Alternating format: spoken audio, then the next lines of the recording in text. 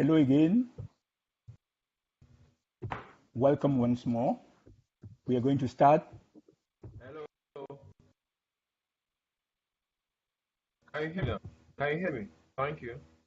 Okay. Yes, we're All going to right. start while the others are joining us. It's my singular pleasure to welcome you to this webinar, which is the second that the Paris is organizing on capacity development for agricultural innovation. I'm Phi Collins, Knowledge Management Coordinator at Paris.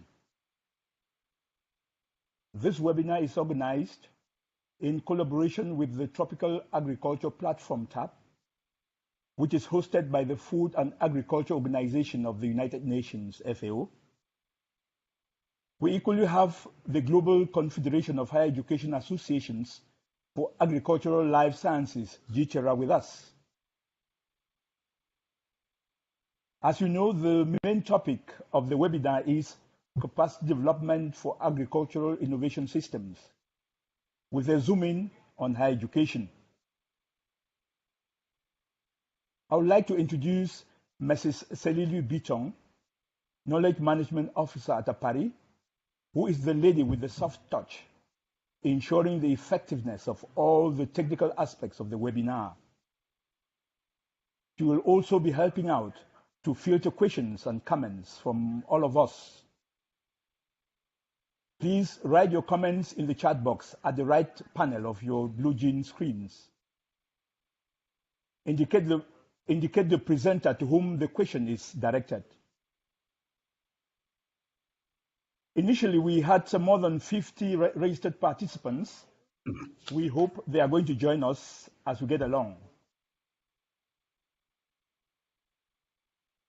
For those who are already with us, I will ask you again to introduce yourself in the chat box, placed at the right panel to your BlueJean screen. Your name, your organization, your country, as well as your function. Please also use the chat box to comment or to ask questions to the speakers as we go along.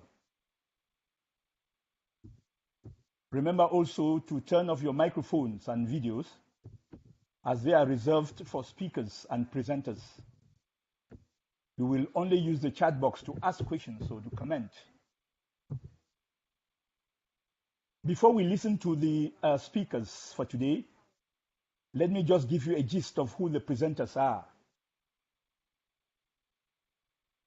We have Dr. Ravi Ketapal, who is the Executive Secretary of the Asia Pacific Association of Agricultural Research Institutions, abbreviated APARI.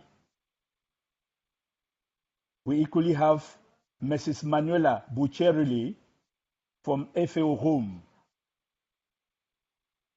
Dr. John Kennelly, who is Special Advisor at the University of Alberta in Canada, who is also President of the Global Confederation of Higher Education Association for Agricultural and Life Sciences, GCHERA, is with us. We have us, Mrs. Martina Fiziaskova, former Knowledge Management Coordinator and currently Project Development Consultant at APARI. Before we start the presentations, I would like to remind you to mute your microphone again, because I can still hear some voices, and your videos, and to post your comments and questions to these speakers in the box on the right side of your BlueJean screen. You can do this during or after each presentation. Please remember to indicate the name of the speaker to whom the question or the comment is addressed. When all the presentations are over, just have a look, and at the end, we will request you to post them. Now we will want you to look at these questions, 6 questions, which we are going to post. We're going to pick your brains, look at them. They should be on your screen now. Have a look at these questions.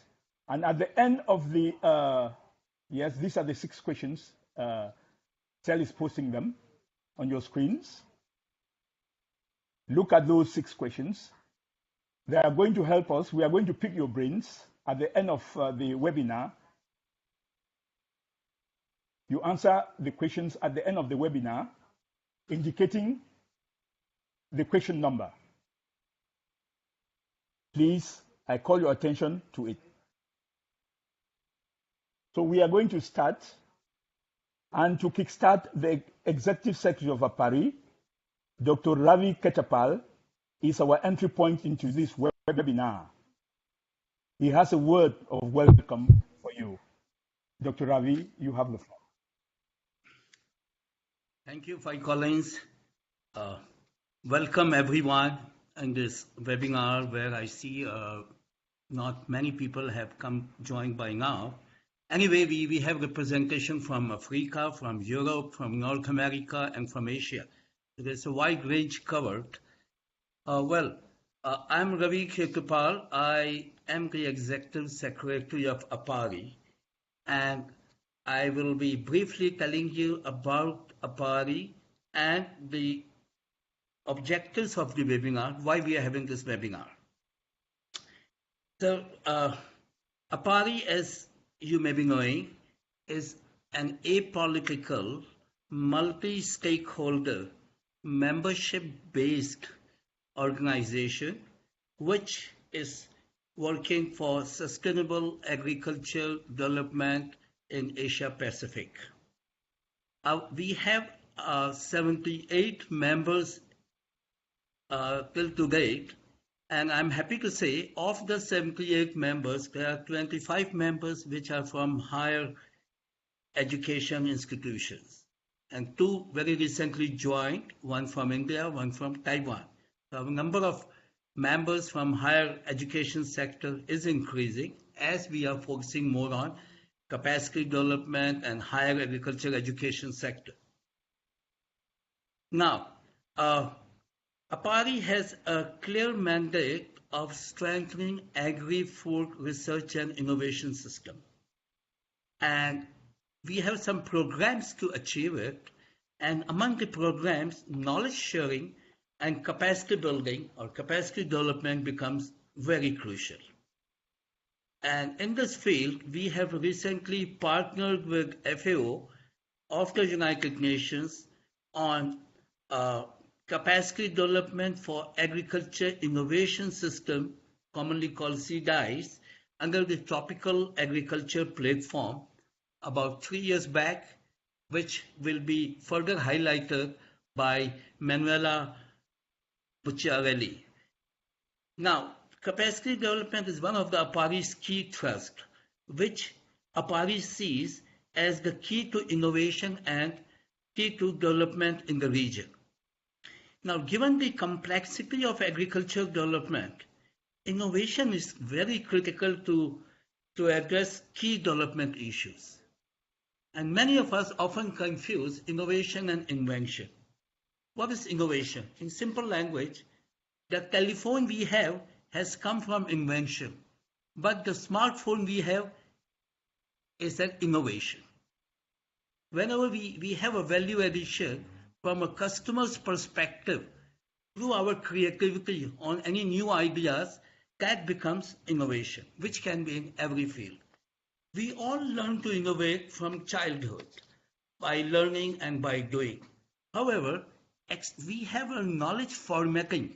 We all are formatted in our schools and colleges, which actually often reduce our innovative capability. And here, the objective of the webinar is to highlight how we can use this innovative capability, which will really be useful to address the multiple agricultural development issues. The innovation actually has to be based on multi-stakeholder interactions. In the paradigm shift, where we have to work on value chain, we have the threats from climate change, and so on.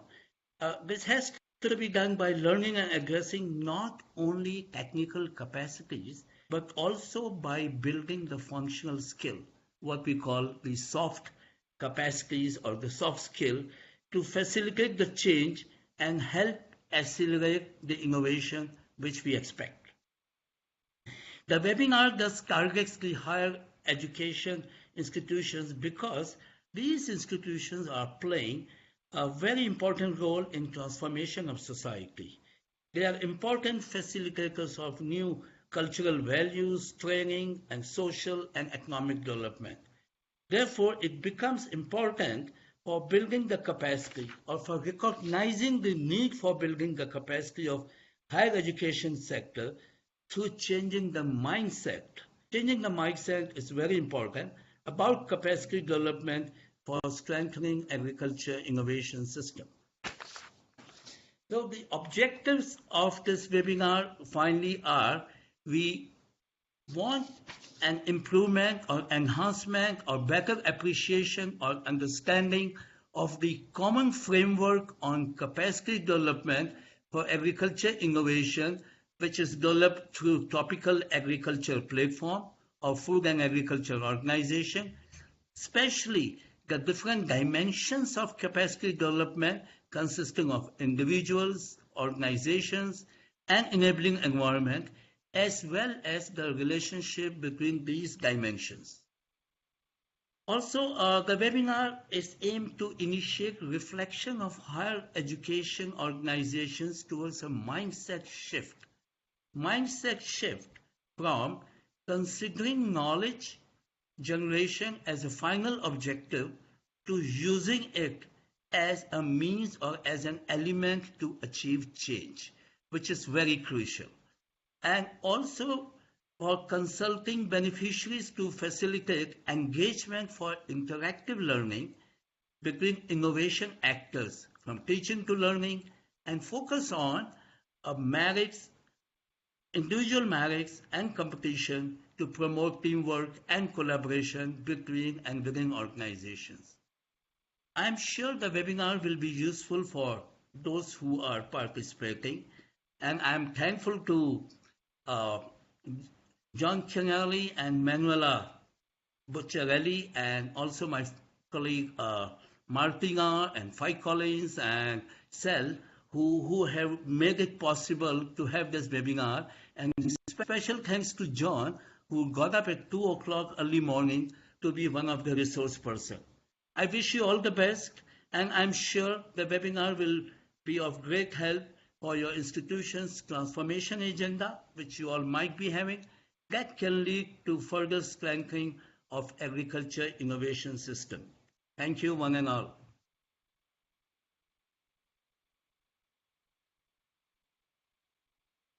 I want to say that even if we don't have many participants, we are going to write out the scripts of this webinar and post them on our website, on our various social media platforms, so that those who are not opportune to be part of the webinar will be able to visit it.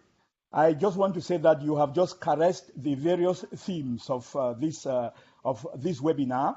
You just caressed them, noting the difference between innovation and invention, and talking about value addition to what we have. It's wonderful, and noting about the change or the shift in mindset for actually innovation to be possible. That is the orientation you have given to this webinar. And we are now going to proceed. Thank you so much for the welcome and for actually embracing the various topics and the themes for this webinar. Our first presentation per se will be from Mrs. Manuela Bucciarelli, who is from the Research and Extension Unit at FAO Home. She will hold our hand through what the Tropical Agricultural Platform TAP is, why it was formed, and how it functions. Manuela, you have the floor. Thank you, Collins, and good afternoon, good morning, everybody. Thank you, Dr. Rabi, for your introduction, for your remarks, and for nicely setting the scene for my presentation. You already captured the key topic of my presentation, which is on the Tropical Agriculture Platform, TAP, and the Common Framework on Capacity Development for Agriculture Innovation Systems. First of all, I would like to introduce to our participants to TAP. In the last decades, we saw that to feed the growing population and to meet the challenges of climate change and the Sustainable Development Goals, innovation is key. And in order to address this gap, in 2012, the G20 has launched the Tropical Agriculture Platform, which has the objective to develop national capacity for agriculture innovation, especially in the tropics, where most of developing countries are based.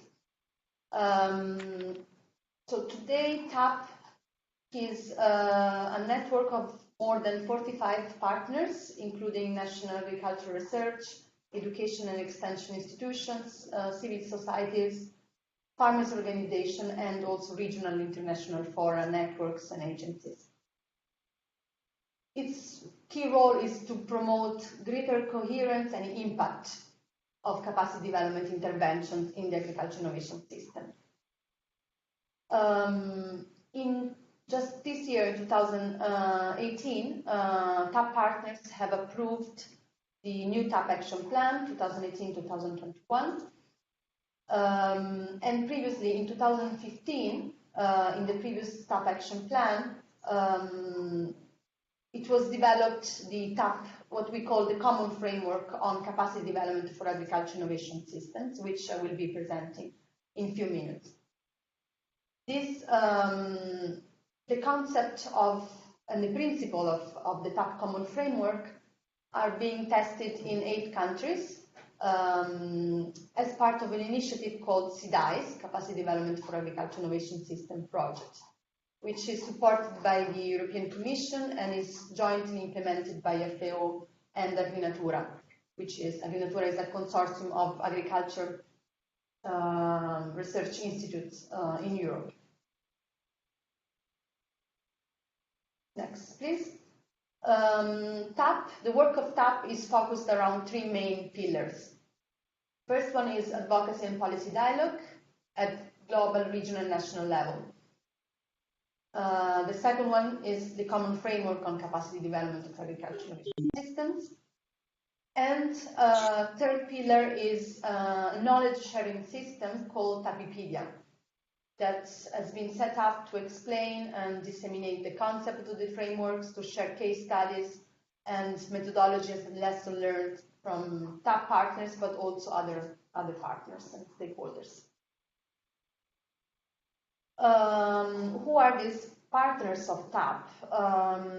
You see there are quite many, and in addition to APARI, we have GCHERA, but also CABI, ICIMOD, CGR, Arimena, CACARI, and also global partners such as USAID, IFAD, FAO, the World Bank, just to name a few. So, as already Ravi has mentioned, the TAP Common Framework on Capacity Development builds on the AIS perspective, and it promotes a shift of mindset and attitudes.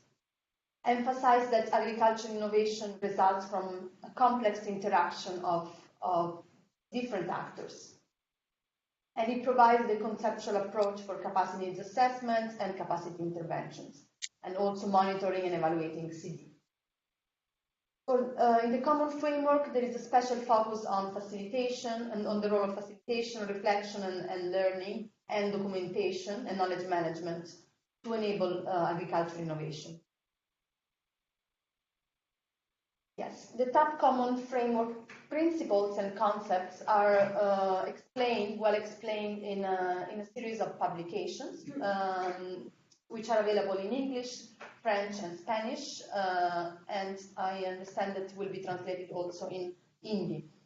The conceptual background, which includes the theory, the main concept, principles, and definition, a guidance note on the operationalization of the framework, and a synthesis document that summarizes the previous two. And these documents were produced by TAP after an initial study which reviewed the existing resources on capacity development for agriculture innovation. All these publications are available online on Wikipedia. So this graph illustrates the AAS.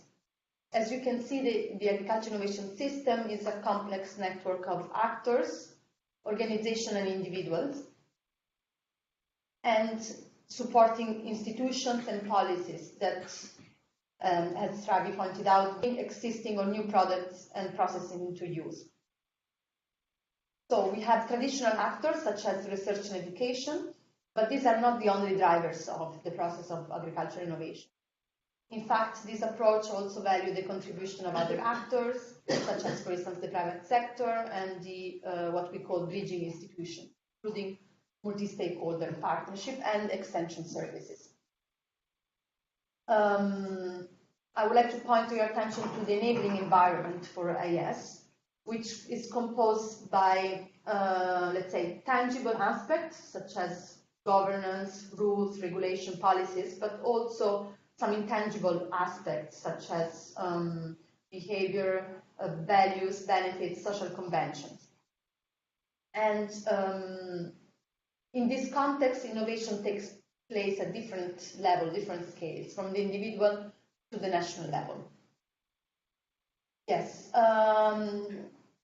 So the common framework highlights 4 specific functional capacities, or also called soft skills, that are needed to realize innovation and to adopt innovation. These apply to all the different dimensions of capacity development. So we have capacity to navigate complexity, which is a shift in mindset and attitudes to understand the larger systems and the relationship within the system.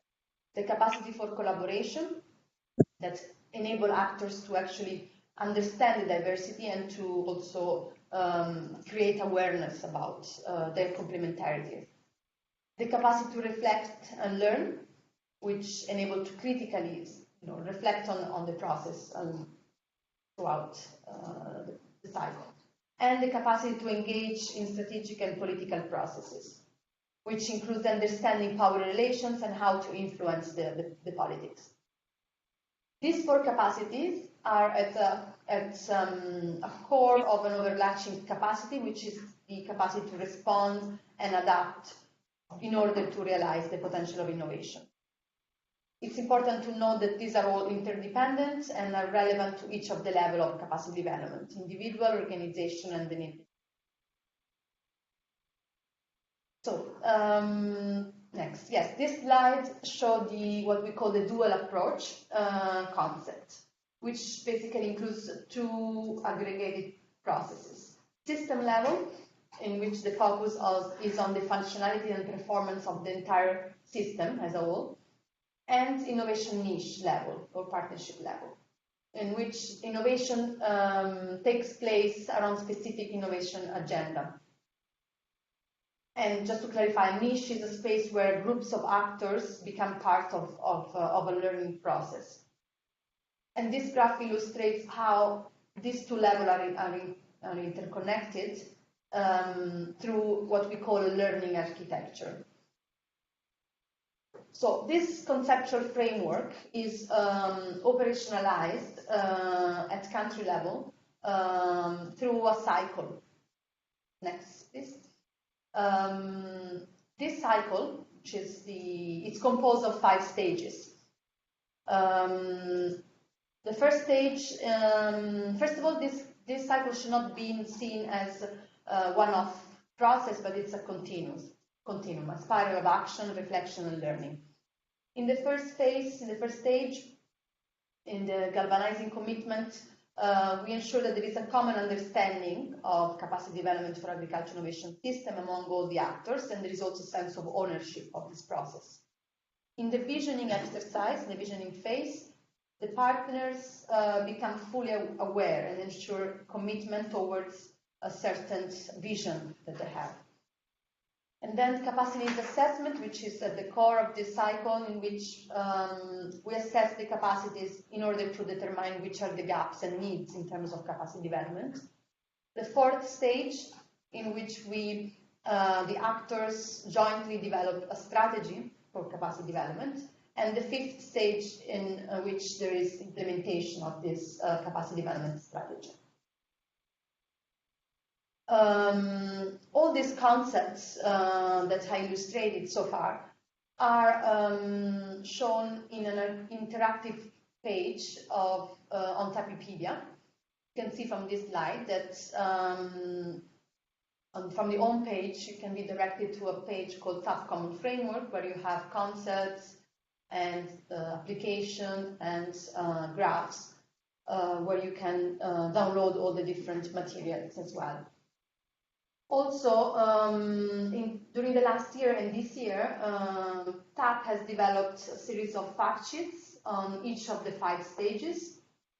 They describe the different stages and also refer to tools that can be used during these stages. Yes, in the next slide you will see some of these fact sheets that we developed. Some of the tools, for instance, are on the, action plan, network analysis, capacity scoring tool, timeline, scoping study, and more recently also on partnerships and outcome mapping and gender, all in the context of capacity development for agriculture innovation. So, as I mentioned, since 2015, common framework principles are tested and validated at country level in 8 countries under the project called CDAIS, Capacity Development for Agriculture Innovation System. These countries are Angola in Africa, Burkina Faso, Ethiopia, and Rwanda. In Asia, in Bangladesh and Laos, and in Central America, in Guatemala and Honduras. The project identified innovation niches and conducting capacity needs assessment in those innovation niches of partnerships. And the capacity needs assessment and the interventions are implemented through the help of what we call national innovation facilitators, or NIFs, who are people coming from different national institutions who have been trained on the methodology of the common framework, and now are able to facilitate and act as intermediary. At national level, CDAIS also works to strengthen capacity of key organizations or key bridging institutions providing innovation support services. The process of capacity development, both at niche level and at national level, is guided through a coaching process, which includes a series of reflection and refinement events. And also a crucial aspect of this process is the monitoring, evaluation, and learning framework, which aims at capturing all the different changes in capacities that are due to this new approach and due to the capacity development interventions. In the next slide, you will see some features of the key moments of the CDAIS project in all the countries. For instance, we have the inception workshops that were done at the beginning. We have some pictures here from Bangladesh and from Central America. Also, during the capacity needs assessment, baseline were conducted, also using some games, a simulation game. This was done in Laos. The facilitator training, the NIF training, and also another key important event of CDAIS in the countries was organizing marketplaces or innovation fairs, where participants or actors of the innovation partnership could meet representatives from other institutions, organizations, providing capacity development services, in order to establish some connections and some partnerships. To conclude and to link to the topic of this webinar and to the audience, I would like to highlight some potential linkages between the higher education sector and TAP and CDAIS. In particular, academia and higher education institutions could use the common framework methodology and tools in teaching how to develop capacity for innovation systems. Also in CDAIS countries, the current countries, but also in future countries, that could help to institutionalize the framework, the methodologies. And for instance, in some countries, already academia had a key role to bring knowledge and technical expertise and to promote the common framework. For instance, we could also contract a representative of higher education to be as trainer or innovation facilitators. So we hope that we can work more with higher education institutions also in other countries in the future. That's it. I hope this presentation was helpful to give you an overview of TAP and the common framework on capacity development for agriculture innovation. Thank you very much for your attention. Thank you so much, Manuela. Thank you for the extensive introduction of TAP. The common framework, you highlighted the TAP action plan, the TAP framework, which is tested in 8 countries. You equally mentioned the 3 pillars of TAP, which are advocacy and policy dialogue, common framework, and Tapipedia, highlighting the publications of TAP, which can be found there. I will really invite our participants to really visit the Tapipedia. It's very, very rich. You also mentioned the drivers of agricultural innovation, while highlighting the common framework, which underscores the 4 functional capacities. You also highlighted the capacity for the capacity for development of agricultural innovation, and how TAP is implemented at the national level. You equally mentioned some of the events that TAP has been able to carry out, like the marketplace, the market fair, the baseline studies, and the inception workshops in the various countries where TAP is being implemented. And then you dovetailed, actually linking and underscoring the topic today, linking TAP and higher education, showing how higher education can stand to gain from the experience of TAP. And I think that is really very wonderful. That is the foundation of this webinar. Thank you so much for the presentation. And I hope our participants will have actually gathered enough information from it. But they should also visit the TAP website, and especially Tapipedia, to have more insight. Our next speaker is Dr. John Kennelly from Edmonton, Alberta, Canada. He is the president of the Global Confederation of Higher Education Associations for Agricultural and Life Sciences, GCHERA, a person with the world in his hands. He will walk us through the success story of Earth University. I bet you he's somebody who is very, very interesting to listen to. Sorry, John, I know you have been up since 2 a.m. this morning, and I want to join Dr. Ravi for thanking you to be part of this event. You have always been part of it. Thank you so much. I now throw the floor open to you, John. Thank you very much, Fai. Can you hear me okay? Can you hear me okay? I can hear you 5 on 5. Okay, good. Now, you're going to show my slides, is that correct? Yes. Okay, I don't see a slide so far. Okay, so we can go on and to the next one.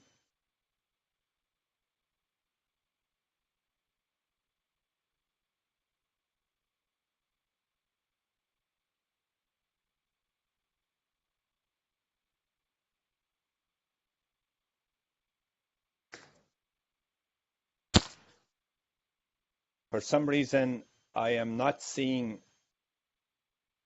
the slides there seem to appear and disappear. So I just want to make sure whether the problem is at my end or at your end.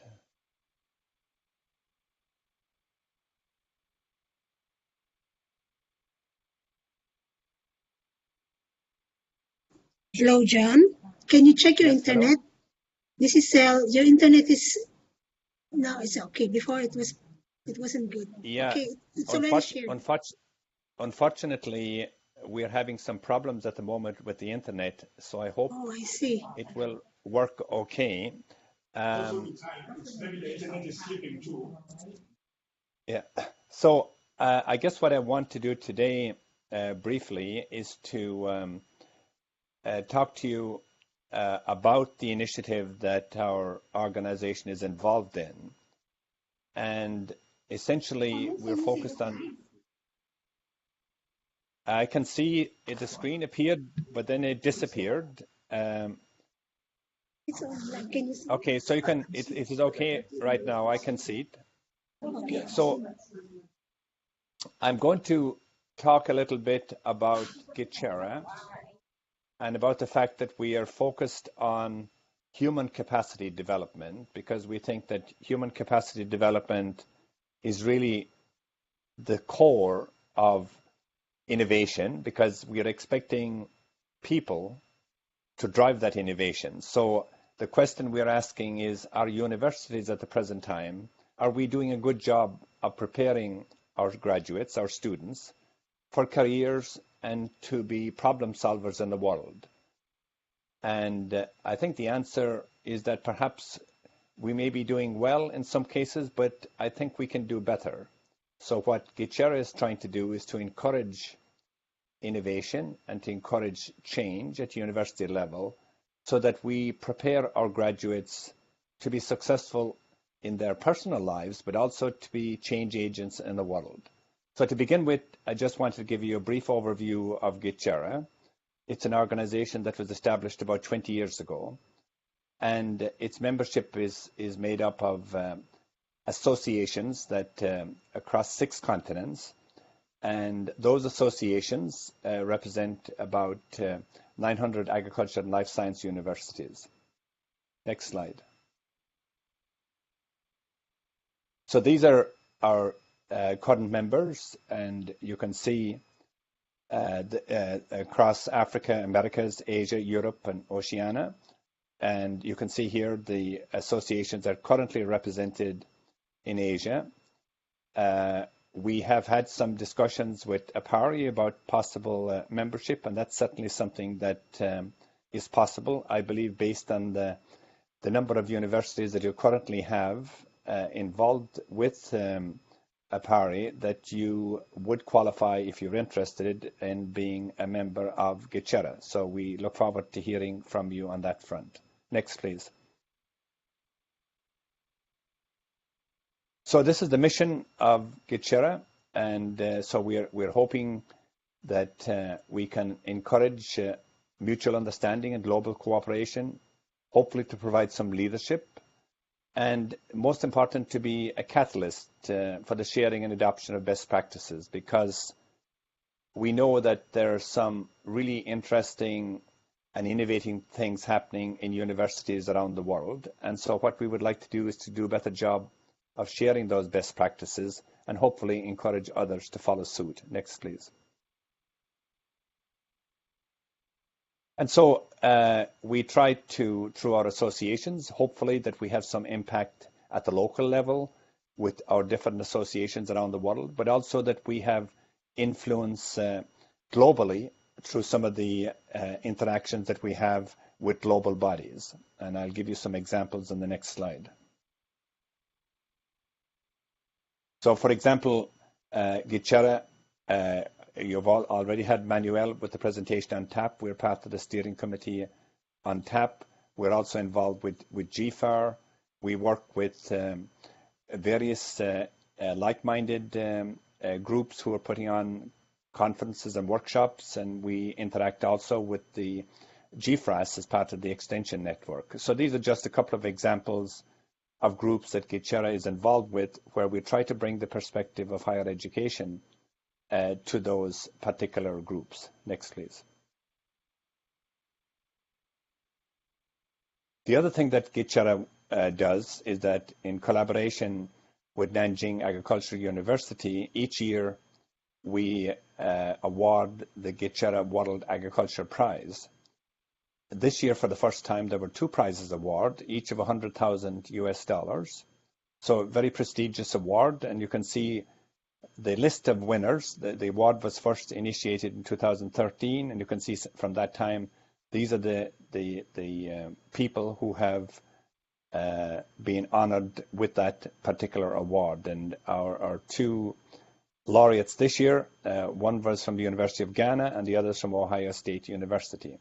So this is another example of where GCHERA tries to recognize the contributions of universities and scientists in universities to both education, research and outreach by awarding this prize. Next, please.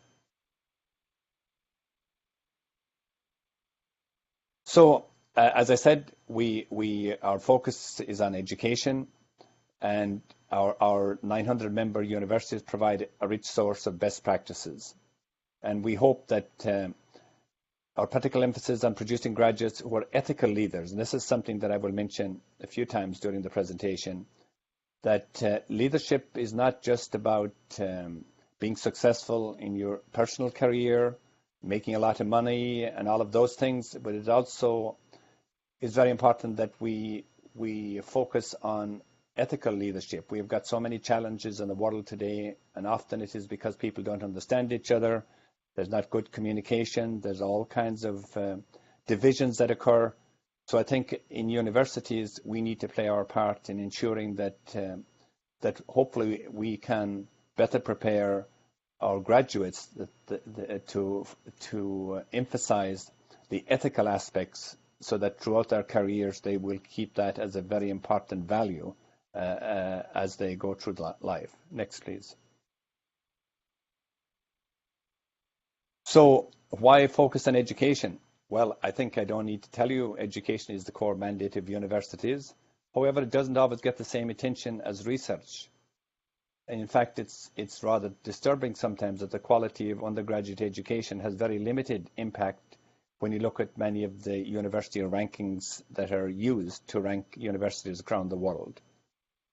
We also have a situation where often we have high unemployment of graduates at a time when there is a great need for those graduates, especially in developing countries and in countries with rapidly growing population where nutritional security is a challenge and there are many environmental challenges. So we need to do a better job, we think, in preparing our students to help be solution providers. Next, please. And of course, it has been said many times that education can be the great equalizer. And these are 2 quotes here. Horace Mann, back in 1848, is that education beyond all other devices of human origin is the great equalizer of the conditions of men. And Oxfam International, educating children is the straightest line to global peace and prosperity.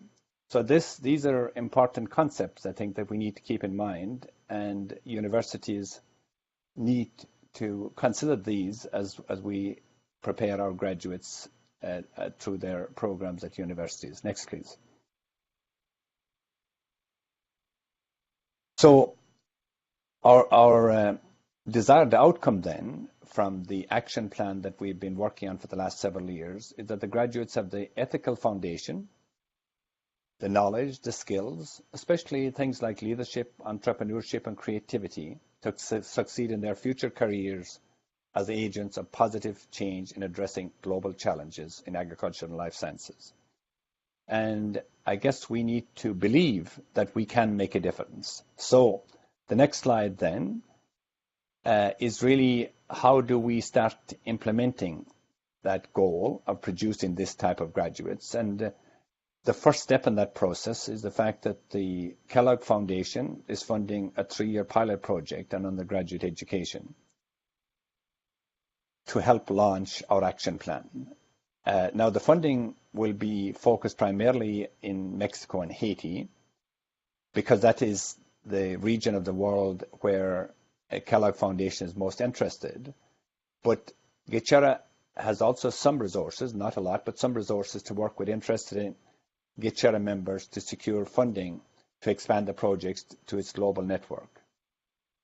So we hope that by engaging our local members, our interested universities, that we can over time expand the project from its initial focus in Mexico and Haiti. The American University of Beirut and ERT University are key partners in the delivery of the project. Next, please. So for those of you that may not be aware of ERT University, it's actually quite a small university in Costa Rica, but it has an international reputation for preparing ethical leaders, and those students who come from 40 different countries around the world. Actually, most of them go back to their home country, and there's documented evidence that they make a difference back in their home countries and are actually following through on the mission of that university to make a difference, that its graduates make a difference in the world. So what we're doing in this project then is sharing some of the experiences of ERT University, and it's not, of course, we're not saying that universities have to adopt the ERT University model. We're saying that some of the principles that have made ERT University successful are universal. And of course, we are also looking at sharing best practices at other institutions as well that would be would also be examples of positive change in terms of education at universities. Next, please.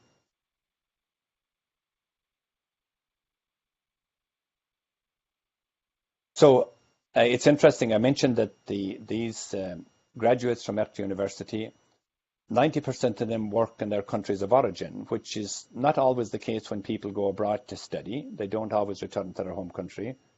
But in the case of ERT University, they most of them do return, and they've had impact in those countries in terms of their own particular careers and the success of them, but also in terms of impacting society in their country. And many of them have also started their own company. Next, please.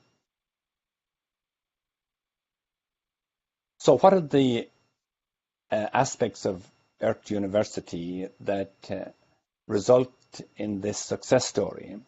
One key aspect, and this is not unique to ERT University, is the focus on experiential or participatory learning. So that learning by doing, essentially, and I guess many universities now are adapting those practices because they find that if students are engaged in a very practical way as part of their undergraduate education, that it does help them to learn. They get greater impact when they leave the university as well. They're more familiar with the practical aspects of their education and are more likely to be able to implement those. Another aspect of ERT University is that the university is very much engaged with the local community, and so that it becomes a beacon, if you like, of hope and of change within that community as well, not just by preparing the students that are at the university, but also by helping beyond the body of university students. A big emphasis on business development, entrepreneurship as part of it, and of course, as I mentioned earlier, ethical and value-based leadership. And of course, at the end of the day, and Ravi mentioned this, problem solving being a critical part of it, that students have the background to be better problem solvers and also to be better at conflict resolution through dialogue. Next, please. At the end of the day, I guess the one aspect that would highlight the type of approach that ERT University is taking, and that is also would apply to universities anywhere in the world, is that it's a focus on the learning environment. That you're really recognizing that at the end of the day, it's the student, the learning takes part on the place of the students, so that the role of the professor is not to be somebody who has all the knowledge and is going to pass that knowledge on to the student. It's rather that the professor's role is really to facilitate learning, to be available to the student, to be modeled for the students, and through that, to create the learning environment where students reach their full potential. Next, please. So what are the kind of changes that we would expect to take place at the universities that are participating in this project? The first aspect of it is that the universities involved will review their curricula and pedagogy with a view to providing the best learning environment for students. They will, through that process of reviewing curricula, they will adopt new curricula, community engagement policies, and also resource allocation, so that the resources that they have available are put to best use. We will also showcase the success of those universities that are involved in the pilot project, so that hopefully it will provide an example that others will be interested in following. And over time, as I mentioned earlier, as the first institutions demonstrate their success, we hope that others will join, so that eventually the change agenda will be adopted by many GCHERA universities around the world. Next, please. So the components then, in summary, the pilot project, we expect to see the change in the participating universities. But as I mentioned earlier, we are also very focused on using our global network of universities to promote a broader change across our member associations. For the past several years, we've been putting on some workshops and seminars to bring people together to share best practices. We will continue to do that over the next several years. And so we will connect those that are interested, universities that are interested, we will connect them to the work on a pilot project. And through that, hopefully, we will be providing a basis or an opportunity for them to start changing their practices at individual universities. And that communication will take place over the next several years. And of course, we will have an evaluation framework. At the end of the day, it's important that we can measure what sort of change that we've been able to make happen at different institutions, and to document that so that it will help us in the future as this project evolves. Next, please.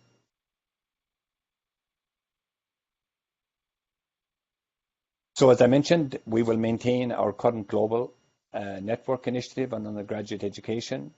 We will also set up a global task force of subject matter experts in the key elements of success that we've talked about earlier.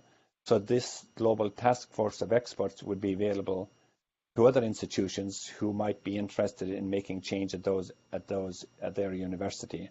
So essentially, these people who are subject matter experts will be able to provide guidance to institutions who are interested in taking on the change agenda.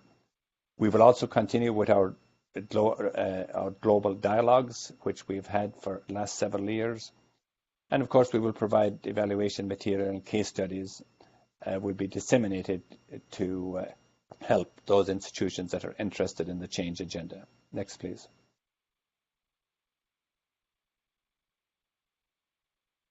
So at the end of the day, we are hoping through this project, and of course it will be a work in progress, it's not going to happen overnight, that the outcome is that our graduates are agents of positive change. They're ethical leaders, entrepreneurs, job creators, technically and scientifically knowledgeable, innovators, socially and environmentally responsible.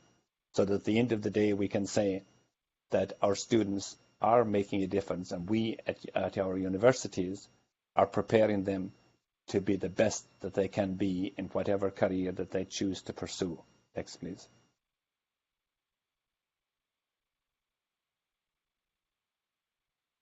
So this particular slide I prepared for the Indian Association conference, and so I'd asked the question if they were interested, but I'd asked the same question to APARI.